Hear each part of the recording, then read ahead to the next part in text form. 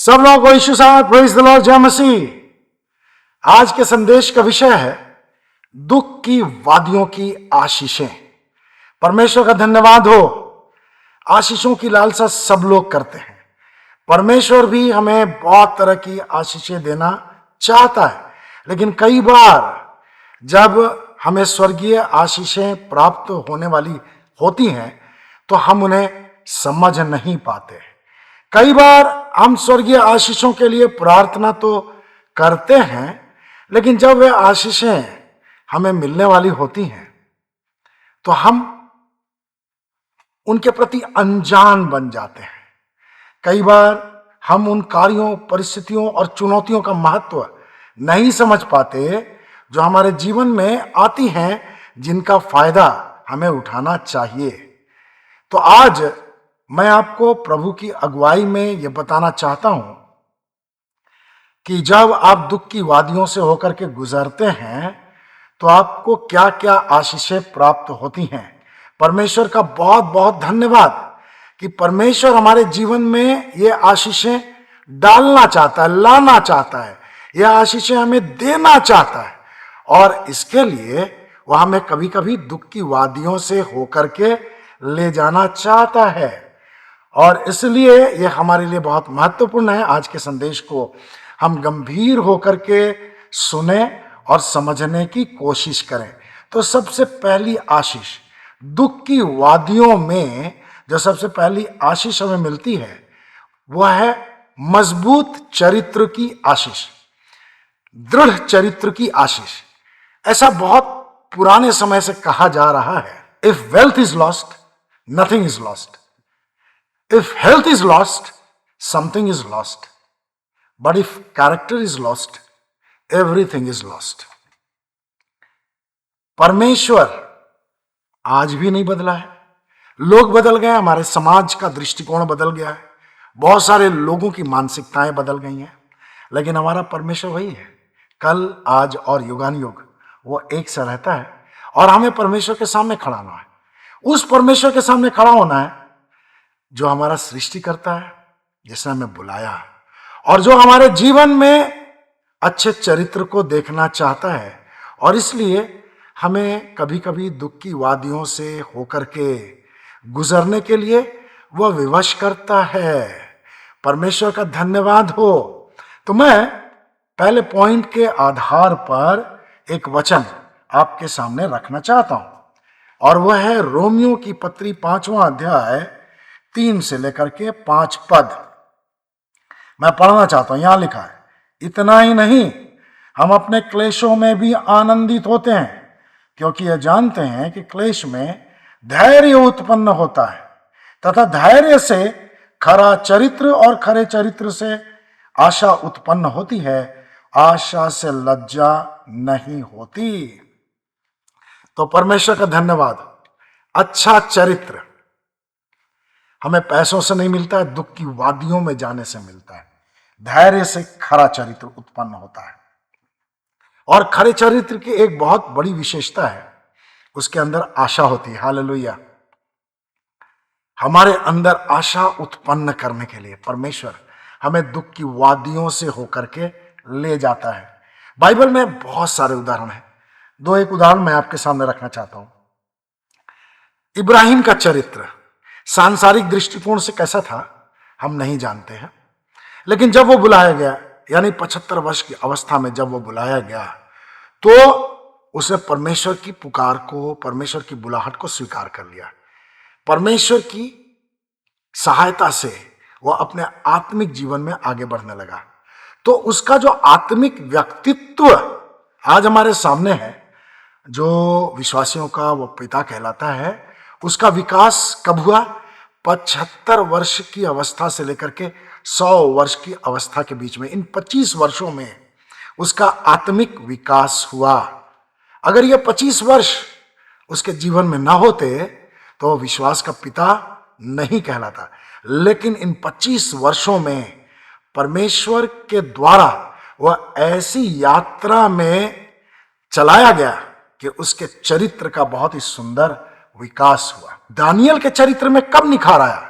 जब वह बेबीलोन प्रांत में विपरीत परिस्थितियों में रहा। यूसुफ का चरित्र कब उन्नत हुआ? जब वह मिस्र में कठिन चुनौतियों के बीच से होकर के गुजरा। तो परमेश्वर का धन्यवाद, परमेश्वर हमें भी इनके समान ऊंचा चरित्र प्रदान करना चाहता है, और इसके लिए जरूरी है कि हम परमेश्वर की अगुवाई में दुख की वादियों में से होकर के चलें। परमेश्वर हमारे जीवन में भी अद्भुत ऊंचाई देखना चाहता है। दूसरी आशीष, जब हम दुख की वादियों में से होकर के गुजरते हैं तब आज्ञाकारिता का महत्व बहुत अच्छी तरह से समझ में आता है। आज्ञाकारिता परमेश्वर की दृष्टि में बहुत ही महत्वपूर्ण है। परमेश्वर की योजनाएं हमारे लिए बहुत विशेष है, लेकिन मानवीय रीति से, बौद्धिक रीति से हम परमेश्वर की योजनाओं को नहीं समझ पाते। लेकिन उसकी योजनाएं हमारे लिए इतनी बेहतरीन है कि परमेश्वर चाहता है कि हम उसके प्रति आज्ञाकारी रहें। प्रभु यीशु एक आज्ञाकारी सेवक के रूप में इस पृथ्वी पर रहा। परमेश्वर का पुत्र होने के बावजूद वह आज्ञाकारी सेवक रहा। तो जब हम आज्ञाकारी होते हैं तो परमेश्वर की योजनाओं में बने रहते हैं, और आज्ञाकारी होने के लिए हमारे अंदर जो भावनाएं होती हैं, आज्ञाकारिता के विषय में जो शिक्षा होती है, वो तब हम सीखते हैं जब दुख की वादियों में से होकर के गुजरते हैं। जब हमारा दिल टूटा हुआ रहता है तब परमेश्वर का वचन हमारे हृदय को छूता है, उसे चंगा करता है, और ऐसे समय में हमें समझ में आता है कि निश्चय ही आज्ञाकारिता बहुत ही आशीषमय चीज है। प्रेरितों के काम 26 और उसके 19वें पद को मैं पढ़ना चाहता हूं, और ये प्रेरित पौलुस के विषय में। प्रेरित पौलुस भी दुख की वादियों में से होकर के गुजरा और परमेश्वर के प्रति उसने आज्ञाकारिता सीखी। और यहां यह लिखा है, अतः हे राजा अग्रिपा, मैंने उस स्वर्गीय दर्शन की आज्ञा का उल्लंघन ना किया। तो हम जब परमेश्वर के मार्ग में चलते हैं और कई बार जब संसार की परिस्थितियां हमारे जीवन में आती हैं तो हम घबरा जाते हैं, और परमेश्वर क्या कहता है? मत डरो, मत डरो, लेकिन हम डरने लगते हैं। तो परमेश्वर चाहता है कि हम उसके इस वचन को समझें जो उसने यशाया 41:10 में कहा, मत डर, उसकी आज्ञा है, मत डर क्योंकि मैं तेरे संग हूं। अब दुख की वादियों में जब हम डरते रहेंगे तो परमेश्वर का सामर्थ्य हाथ नहीं देख पाएंगे, लेकिन जब हम स्थिर रहने की कोशिश करेंगे तब परमेश्वर का सामर्थ्य हाथ अपने जीवन में देखेंगे। जैसा कि मूसा को परमेश्वर ने अपना सामर्थ्य हाथ विपत्तियों के बीच में दिखाया, यहोशू को अपना सामर्थ्य हाथ उसने विपत्तियों के बीच में दिखलाया, उसी प्रकार परमेश्वर हमें दुख की वादियों में से ले जा करके अपने वचन के प्रति आज्ञाकारी बनाना चाहता है। मैं व्यवस्था विवरण अध्याय 6 और उसका 6 पद पढ़ना चाहता हूं। यहां लिखा, आज मैं जिन वचनों की आज्ञा तुझे दे रहा हूं वे तेरे मन में बनी रहें। तो जब विपरीत परिस्थितियां आती हैं तो परमेश्वर से प्रेम करने वाले लोग क्या करते हैं? परमेश्वर के वचन को कोट करते हैं अपनी प्रार्थनाओं में, परमेश्वर के वचन को अपने जेहन में उतारते हैं, उस पर मनन करते हैं, और परमेश्वर ये चाहता है। और जब परमेश्वर की आज्ञा के मुताबिक हम उसके वचन के प्रति गंभीर होते हैं तो परमेश्वर अपने वचन को हमारे जीवन में साबित करता है। मैं एक वचन और पढ़ना चाहता हूं, व्यवस्था विवरण अध्याय 32 और उसका 46वां पद। यहां लिखा है, उसने उनसे कहा, आज जिन वचनों से मैं तुम्हें चेतावनी दे रहा हूं उन पर मन लगाओ, अर्थात इस व्यवस्था के संपूर्ण वचनों का सावधानी से पालन करने के लिए तुम अपने वंशजों को आज्ञा देना। तो परमेश्वर का धन्यवाद हो, परमेश्वर का वचन जो आग में ताए हुए नश्वर सोने से भी, चांदी से भी ज्यादा कीमती है, हमारे लिए बहुत ही महत्वपूर्ण है। परमेश्वर चाहता है कि हम उसके वचन को अपने व्यवहारिक जीवन में महसूस करें, अपने हृदय में उस वक्त भी महसूस करें जब हम दुख की वादियों से होकर के गुजर रहे हैं। प्रभु यीशु ने कहा, देखो मैं जगत के अंत तक सदैव तुम्हारे साथ हूं। तो हम उसके वचन पर जब मनन करेंगे और उसको अपने हृदय में उस समय याद रखने की कोशिश करेंगे जब दुख की वादियों से होकर के गुजर रहे हैं, तो हम वचन के प्रति आज्ञाकारी होने के लिए प्रयत्नशील हो जाएंगे। और परमेश्वर का वचन क्या कहता है प्रार्थना के विषय में? निरंतर प्रार्थना करो। पहला थिस्सलुनीकी 5:17 में वचन लिखा है, निरंतर प्रार्थना करो। और 18वें पद में लिखा है, प्रत्येक परिस्थिति में परमेश्वर को धन्यवाद दो, क्योंकि मसीह यीशु में यही हमारे लिए परमेश्वर की इच्छा है। तो जब हम कठिन परिस्थितियों में परमेश्वर के वचन के प्रति आज्ञाकारी रहते हैं, निरंतर प्रार्थना करते हैं, कठिन परिस्थितियों के लिए परमेश्वर का साहस के साथ धन्यवाद करते हैं, तब क्या होता है? हमारे चरित्र का भी विकास होता है और हमारे अंदर आज्ञाकारिता की भावना आती जाती है कि परमेश्वर का वचन जो कहता है वो हमारे लिए सही है और हमें परमेश्वर के वचन के मुताबिक डरना नहीं है। मत डर, परमेश्वर की आज्ञा है। और हम उसकी आज्ञा के प्रति अपने आप को नम्र करते हैं और आज्ञा का पालन करते हैं। निरंतर प्रार्थना करो, परमेश्वर की आज्ञा है। जब हम कठिन परिस्थितियों में निरंतर परमेश्वर की आज्ञा के मुताबिक प्रार्थना करते हैं, हर परिस्थिति के लिए धन्यवाद देते हैं, तब क्या होता है? हमारे अंदर आज्ञाकारिता का विकास होता है और आज्ञाकारिता के द्वारा हम परमेश्वर को प्रसन्न कर सकते हैं। कठिन परिस्थितियों में हमारे लिए कितनी सुंदर आशीषों की व्यवस्था कर रखी है। अब मैं तीसरी बात आपके सामने रखना चाहता हूं, तीसरी आशीष। कठिन परिस्थितियों में, दुख की वादियों में हम परमेश्वर की विश्वास योग्यता को और अधिक अच्छी तरह से महसूस कर सकते हैं, समझ सकते हैं। परमेश्वर विश्वास योग्य है। बाइबल बहुत स्पष्ट रूप से बताती है। पहला कुरिन्थियों 1:9 और पहला कुरिन्थियों 10:13 बाइबल बताती है इन पदों में कि वह विश्वास योग्य है। हमें परमेश्वर की विश्वास योग्यता की समझ आसानी से प्राप्त नहीं हो सकती है, क्योंकि हमारा जो स्वाभाविक आचरण है वो परमेश्वर के प्रति आज्ञाकारी होने से परमेश्वर की विश्वास योग्यता को समझने के लिए बाधाएं डालता है। एक सांसारिक मनुष्य परमेश्वर की विश्वास योग्यता को समझ ही नहीं सकता, परमेश्वर कितना विश्वास योग्य है। तो परमेश्वर इस आशीष के लिए हमें दुख की वादियों में ले जाता है, दुख की वादियों की सैर कराता है। और जैसा कि पहला कुरिन्थियों 10:13 में लिखा है, तुम किसी ऐसी परीक्षा में नहीं पड़े जो मनुष्यों के सहने से बाहर है। वह तो सच्चा है, परमेश्वर विश्वास योग्य है, वह तो सच्चा है और हमें सामर्थ्य से बाहर परीक्षा में पढ़ने नहीं देगा, बल्कि परीक्षा के साथ साथ बचने का उपाय भी करेगा कि हम उसे सह सके। परीक्षा की इंटेंसिटी को परमेश्वर कंट्रोल करता है। हालेलुया। याकूब जब अपने भाई के डर से अपने माँ बाप के घर से भागा, उसे अपने मामा लाबान के घर जाना था, तो क्या परमेश्वर ने रास्ते पर उसकी रक्षा रखवाली नहीं की? रास्ते में परमेश्वर ने अपने आप को उस पर प्रकट किया।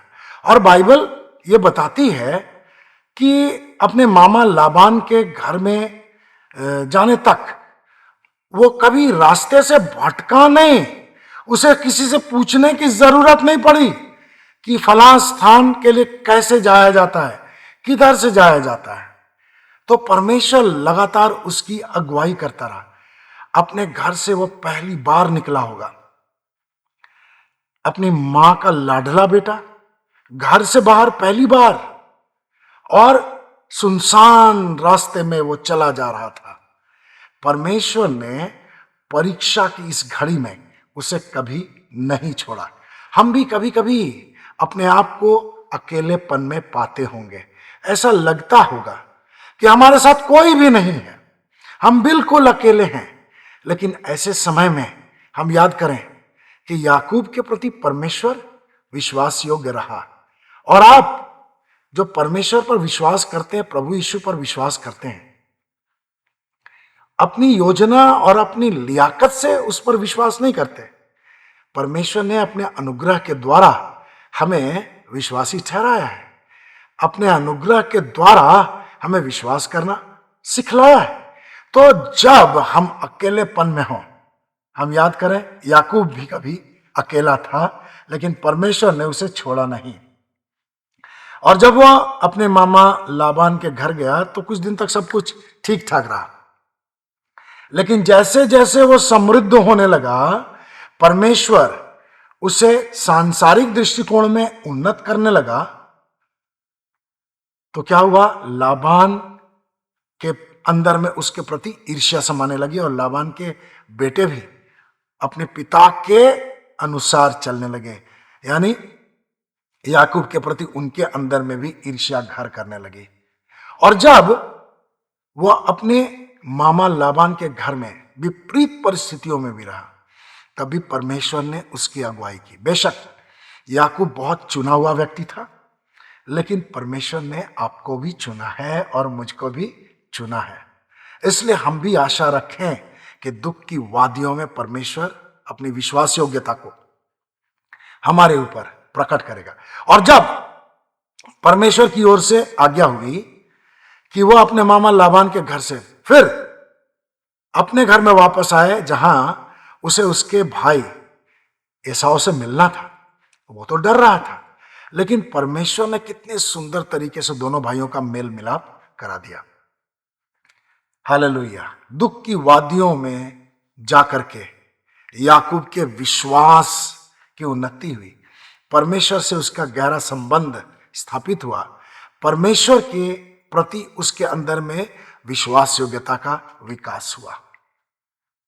मूसा मिस्र से भाग करके रेगिस्तान में आ गया था।